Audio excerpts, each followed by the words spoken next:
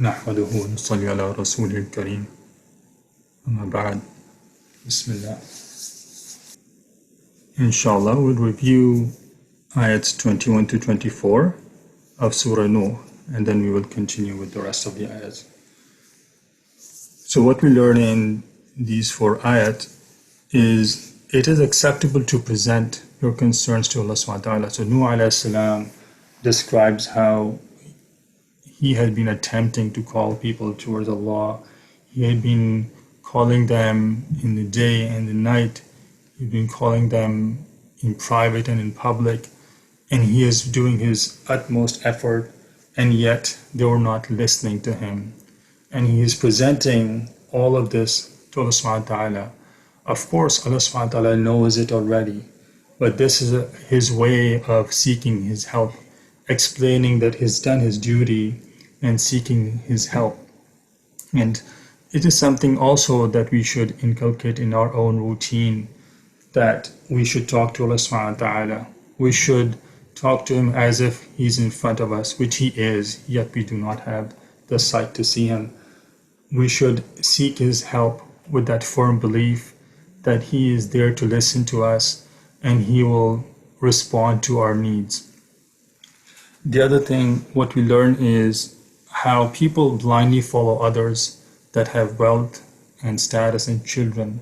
So when they see success in this world of how certain people are blessed with so many blessings and benefits and wealth and children, they believe these are the role models. And in the time of Nuh alayhi salam, it happened where common folks started to follow the elites. And similarly, we see today where we have celebrities that are being watched and followed by others to the point where we emulate them. We emulate the way they dress. We emulate the way they conduct themselves. We emulate their behaviors. I mean, more and more you see now proliferation of real life TV, right? So you have now shows that give you an insight into how these people live on a daily basis, whether it's their interaction with the other family members or anyone else that they work with. And generally that behavior is quite inappropriate. So it is further giving people an understanding of these elites that enjoy all these bounties and yet they could act miserably. Then it's okay. It's okay for us to do the same, and it doesn't take away the blessing from them. So the same would happen to us. Then once disbelievers become the elite of the society, celebrities that are followed, then they could misguide. And they could misguide by calling false the truth, and other people will believe in it. Similar to how in the time of Nuh alayhi salam, they had these idols that were good people before, but afterwards they were made into these idols, and slowly people calling them as their own gods, and then others started to follow them. So this phenomenon can happen even today. And finally, we learned about the dua of Nuh alayhi salam against the disbelievers, how when Allah subhanahu wa ta'ala clearly advised him that his people will not accept him or his message or the truth anymore, then he made a dua against them.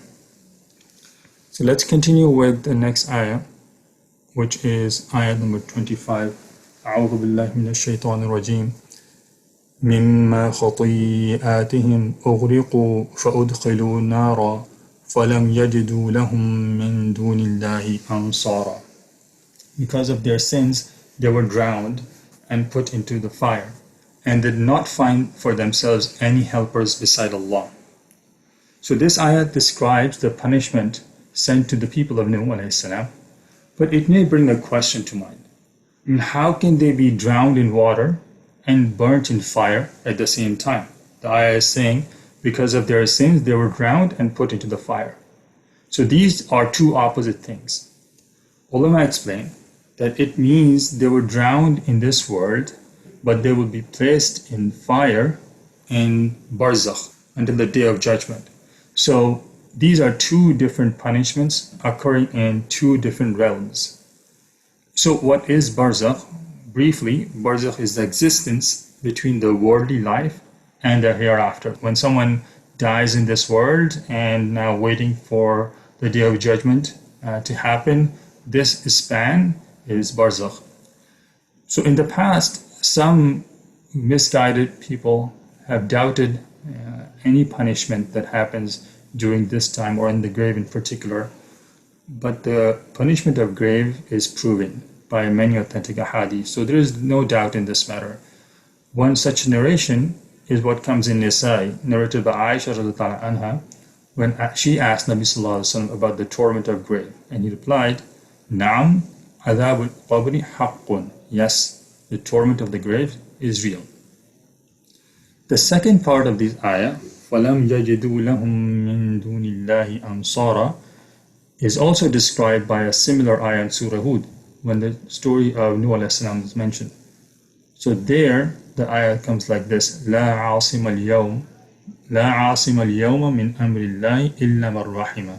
So Nuh alayhi salam said, there is no protector today from the decree of Allah except for whom He gives mercy. وقال نوح رب لا تذر على الأرض من الكافرين ديارا. And Nuh said, My Lord, do not leave out of these disbelievers even a single dweller on earth. إنك إن تذرهم يضلوا عبادك ولا يلدوا إلا فاجرا كفارا. Indeed, if you leave them, they will mislead your servants, and they will beget none but sinners and utter disbelievers. So the word dayyara, what does that mean? Dhahak says it means one, so meaning everyone. Here Nuh alayhi salam is invoking such a severe punishment that he's asking Allah subhanahu wa ta'ala not to have even a single disbeliever escape that punishment. And indeed, Allah subhanahu wa ta'ala answered to the call of Nuh alayhi salam and destroyed all disbelievers on the face of the earth through the great flood. Finally, the surah finishes with this dua: رَبِّ اغْفِرْ لِي وَلِوَالِدَيَّ وَلِمَنْ دَخَلَ بَيْتِيَ مُؤْمِنًا وَلِلْمُؤْمِنِينَ وَالْمُؤْمِنَاتِ وَلَا تَزِدِ الظَّالِمِينَ إِلَّا تَبَارًا. My Lord, forgive me and my parents and whoever enters my house as a believer, and the believing men and the believing women, and do not increase the wrongdoers except in loss, destruction. So about this word baiti that comes in this ayah, so Al-Dhahak says baiti refers to my masjid, but ulama explained that the literal meaning can also be considered here. That is, Nuh alayhi salam is making dua, he's supplicating to forgive anyone who enters his house as a believer. One important thing we learn from this ayah, from this dua, is an etiquette regarding dua. So if you notice in the verse, Nuh alayhi salam first supplicated for himself. So he said, Rabbi ighfirli, oh my Lord, forgive me. And then he asked for forgiveness of others around him. So then he says, وَلِوَالِدَيَّ وَلِمَنْ دَخِلَ بَيْتِيَ مُؤْمِنًا وَلِلْمُؤْمِنِينَ وَالْمُؤْمِنَاتِ. So first he said, forgive me, and then my parents and whoever enters my house as a believer, and the believing men and believing women. So we could adopt the same thing, and we should adopt in our dua. We have to first make dua for our own self, and once we have done that, we can expand that dua to include others around us, our immediate family members, and other people in the society. So in these ayats, as a summary, ayat 25 to 28, we learn about the punishment of Nuh alayhi salam's people was due to their sins. So mimma khati'atihim. So why? Because of their sins, they were drowned. And Nuh alayhi salam invoked a severe dua against disbelievers, not to leave any one of them on the surface of the earth. And then finally, the etiquette of making dua in a way that you begin with yourself and then supplicate others. ربنا تقبل منا إنك أنت السميع العليم وتب علينا إنك أنت التواب الرحيم